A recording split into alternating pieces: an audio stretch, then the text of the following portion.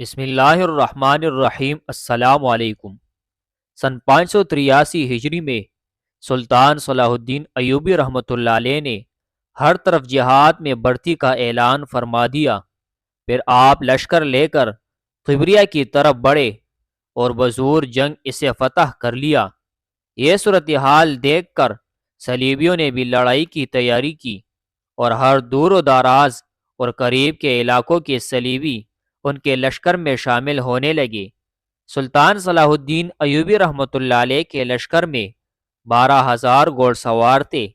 اور پیادہ لشکر اس کے علاوہ تھا۔ صلیبیوں کی تعداد 80,000 کے لگ بھگ تھی۔ کئی دن دونوں لشکر آمنے سامنے رہے۔ بالآخر جبل حطین لڑائی کا مرکز بنا۔ اس لڑائی میں صلیبیوں کی بدقسمتی عروج پر رہی اور ان کے بڑے بڑے سردار اور حکام پکڑے گئے، جن میں ان کا بادشاہ یرولشم گائی بھی شامل تھا۔ حماد الکاتب کا کہنا ہے کہ اس دن جنگ میں اتنے صلیبی قتل اور گرفتار ہوئے کہ مقتولین کو دیکھنے سے اندازہ ہوتا تھا کہ پوری فوج قتل ہو چکی ہے، جبکہ قیدیوں کے ڈھیر دیکھ کر اندازہ ہوتا تھا کہ پوری فوج زندہ گرفتار کر لی گئی ہے۔ ایک مسلمان سپاہی 30 صلیبیوں کو خیمے کی ایک رسی میں باندھ کر ہنکاتا پھر رہا تھا۔ اس لڑائی نے صلیبیوں کی قوت کو پارا پارا کر دیا۔ ان کی بڑی مقدس صلیب مسلمانوں کے ہاتھ آ گئی تھی اور ان کا مشہور جنگجو بادشاہ ریجینالڈ، جس نے ایک بار مسلمانوں کے ایک قافلے کو گرفتار کر لیا تھا اور جب انہیں قتل کرنے لگا تو اس سے کہا، اب تم محمد کو اپنی مدد کے لیے کیوں نہیں بلاتے ہو؟ یہ ملعون بھی مسلمانوں کے قید میں تھا۔ سلطان صلاح الدین ایوبی رحمۃ اللہ علیہ نے اسے کہا کہ اب محمد صلی اللہ علیہ وسلم کی طرف سے مدد آ چکی ہے، پھر اسے قتل کر دیا۔ قتل سے پہلے اس کے سامنے اسلام پیش کرنے کی بھی ایک روایت ہے۔ اس جنگ سے حاصل ہونے والے قیدی دمشق کے بازاروں میں ایک ایک جوتے کے بدلے فروخت ہوئے۔ جب قاضی ابن ابی عسرون دمشق میں داخل ہوئے تو عیسائیوں کی بڑی صلیب ان کے سامنے سرنگوں پڑی ہوئی تھی۔ سلطان صلاح الدین ایوبی رحمۃ اللہ علیہ نے اپنے یلغار کو جاری رکھا اور آپ کے بھائی کے لشکر نے نصریہ،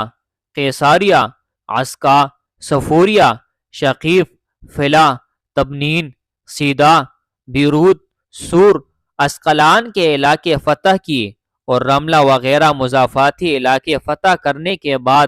سلطان نے اپنی اصل منزل مقصود بیت المقدس کا رخ کیا۔ فلسطین کے وہ تمام علاقے جن پر سلطان نے قبضہ کر لیا تھا، وہاں کے صلیبی اور اسقلان کے شکست خوردہ لشکروں نے بھی بیت المقدس میں پناہ لے لی تھی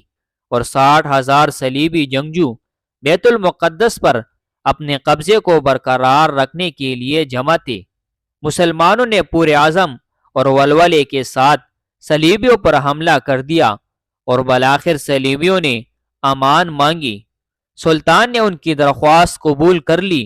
اور یہ قرار پایا کہ بیت المقدس کے تمام مسیحی فی مرد 10 دینار، فی عورت 5 دینار اور فی بچہ 2 دینار فدیہ ادا کرے۔ 40 دن تک جو فدیہ نہیں دے گا وہ غلام شمار کیا جائے گا۔ اس قرارداد کے بعد جمعہ 27 رجب سن 583 ہجری بمطابق ستمبر سن 1187 عیسوی صلیبیوں نے بیت المقدس مسلمانوں کے حوالے کر دیا اور 91 سال سے جاری ظلم و بربریت کا وہ دور ختم ہو گیا جس نے پوری امت مسلمہ کے سر شرم سے جھکا رکھے تھے، اور اللہ کا یہ پاک گھر پھر اپنے حقیقی پاسبانوں کے ہاتھ میں آ گیا اور مسجد اقصی نے سکون کا سانس لیا۔ جب سلطان صلاح الدین ایوبی رحمۃ اللہ علیہ مسجد اقصی میں داخل ہوئے تو اس کے ایک حصے میں خنزیر بندے ہوئے تھے اور اس کے غربی حصے میں فوج کے لیے بیت الخلاء تھے اور محراب کو بند کر دیا گیا تھا۔ مسلمانوں نے فوراً اس کی پاکی و صفائی کا اہتمام کیا اور مسجد میں قیمتی قالین بچھا دیے گئے اور خوبصورت اور قیمتی قندیلوں سے اسے منور کیا گیا۔ شعبان کے پہلے جمعے میں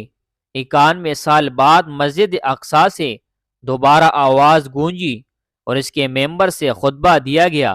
اور سلطان نے اظہار تشکر کے لیے گنبد صغرا میں نماز ادا فرمائی، کیونکہ حضرت عمر رضی اللہ تعالیٰ عنہ کے بعد اللہ تعالیٰ نے انہیں بیت المقدس کی فتح کا اعزاز بخشا تھا۔ صلیبیوں نے گنبد صغرا میں جو تبدیلیاں کر دی تھی وہ ختم کر دی گئی، اور سلطان تقی الدین نے خود مسجد اقصی میں حاضری دی اور گلاب کے پانی سے اسے غسل دیا اور اپنے ہاتھوں سے جھاڑو دینے کی سعادت حاصل کی اور ہر طرف خوشبو بکھیر دیے۔ آج جب کہ 50 سال ہونے کو ہے اور مسجد اقصی یہودیوں کے ناجائز قبضے میں ہے، ہم ان واقعات کو مسجد اقصی کی فتح کے واقعہ پر ختم کر رہے ہیں تاکہ اس باب کو پڑھنے والا ہر شخص غزوہ بدر سے لے کر مسجد اقصی کی دوبارہ فتح تک کی تاریخ کو بار بار پڑھے اور اپنے دل میں اس نیت اور عزم کو پختہ کرے جو نیت اور عزم سلطان صلاح الدین ایوبی رحمۃ اللہ علیہ نے اپنے دل میں پختہ کیا تھا، اور بالآخر وہ مسجد اقصی کو خنزیروں سے پاک کرنے میں کامیاب ہو گئے تھے۔ بات صرف عزم کی ہے، بات صرف سچی نیت کی ہے، پھر یہ عزم اور نیت انسان کو گھر نہیں بیٹھنے دیتے اور منزل پر پہنچتے بغیر چین نہیں کرنے دیتے۔ سلطان صلاح الدین ایوبی رحمۃ اللہ علیہ بھی ہماری طرح ایک انسان تھے، لیکن ان کے دل میں یہ بے چینی تھی کہ مسجد اقصی کافروں کے قبضے میں کیوں ہے۔ ان کے دل میں یہ خلش تھی کہ اگر ہم اپنے مقدس مقامات کی حفاظت بھی نہیں کر سکتے تو پھر زندہ رہنے کا کیا فائدہ ہے۔ اس زمانے میں مسلمان انتشار کا شکار تھے، اس زمانے میں بھی مسلمانوں کی بڑی تعداد جہاد سے غافل ہو کر عیش پرستی میں پڑ چکی تھی، اس زمانے میں بھی سفید چہرے والا کالا یورپ اسلام کو مٹانے کے لیے اور اس کے سینے میں صلیب گھونپنے کے لیے متحد ہو چکا تھا، مگر سلطان صلاح الدین ایوبی رحمۃ اللہ علیہ نے اپنے اوپر آرام کو حرام کر لیا اور گھوڑے کی پشت کو اپنا تخت اور رات کے وقت مسلح کو اپنا بستر بنایا۔ انہوں نے ایک طرف پکار کر مسلمانوں کو جہاد کی دعوت دی اور بڑے بڑے علماء کرام سے جہاد پر کتابیں لکھوا کر پوری اسلامی دنیا میں پھیلائے، اور ممبر و محراب کے جمود کو برق صفت شعلہ عزم خطبہ کے ولولانگیز خطبات سے تھوڑ ڈالا، اور دوسری طرف سلطان صلاح الدین ایوبی رحمۃ اللہ علیہ نے اللہ تعالیٰ کے سامنے حد درجے کی آہ زاری کی اور راتوں کی تاریکیوں میں اس نے بیت المقدس واپس لینے کی توفیق مانگی۔ چنانچہ مسلمان بھی متحد ہو گئے اور آسمان سے مدد کے دروازے بھی کھل گئے، اور لاکھوں نفوس پر مشتمل صلیبی کی آہنی لشکر جو خود کو ناقابل تسخیر سمجھتے تھے، سلطان صلاح الدین ایوبی رحمۃ اللہ علیہ کے سامنے مکڑی کے جالے ثابت ہوئے۔ آج پھر وہی ماحول ہے، آج پھر کفر نے خود کو ناقابل تسخیر سمجھ رکھا ہے، آج پھر مسلمانوں میں انتشار اور جمود کی کیفیت ہے، مگر اس خاک کے اندر بہت سارے شرارے چھپے ہوئے ہیں، اور امت مسلمہ آج بھی سب کچھ کرنے کی طاقت رکھتی ہے، مگر ضرورت ہے سلطان صلاح الدین ایوبی رحمۃ اللہ علیہ جیسے ایک قائد کی جو خود عمل کا پیکر ہو، جو خود بے چینی اور خلش میں مبتلا ہو، جس کی عزم میں آہن کی سختی اور جس کی نیت میں حوض کوثر کی پاکیزگی ہو، جو درد سے بولتا ہو اور اپنا درد بانٹنے کی طاقت رکھتا ہو، جس کا دل امت کی حالت دیکھ کر زخمی ہو مگر وہ ان زخموں کو کافروں کی طرف منتقل کرنے کا عزم رکھتا ہو، جو اپنی ذات کے چکر اور ہر طرح کے رعب سے آزاد ہو، جو صرف موت کے آئینے میں رخیار کو تلاش کرتا ہو اور فقر سے محبت کرتا ہو۔ آج افغانستان کی طرف سے ایک خوبصورت جھلک تو نظر آئی، کیا معلوم یہی وہ بدر منیر ہو جو امت مسلمہ کی تاریک رات کو روشن کر سکے، لیکن اچھا قائد اچھے لوگوں کو ہی ملتا ہے، اور ماہر کسان اچھی زمین ہی سے فصل نکال سکتا ہے۔ آج ہر مسلمان کو جہاد کے لیے تیار ہونا ہوگا، آج ہر مسلمان کو اپنی ذات کے خول سے نکلنا ہوگا۔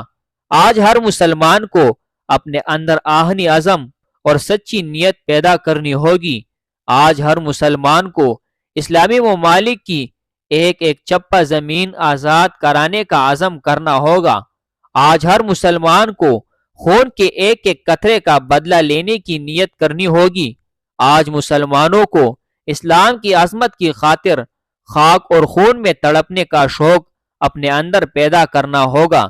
تب انشاءاللہ خود انہی مسلمانوں میں سے کوئی سلطان صلاح الدین ایوبی رحمۃ اللہ علیہ بھی پیدا ہو جائے گا اور کسی ماں کا بیٹا نور الدین زنگی رحمۃ اللہ علیہ جیسا بھی کہلائے گا۔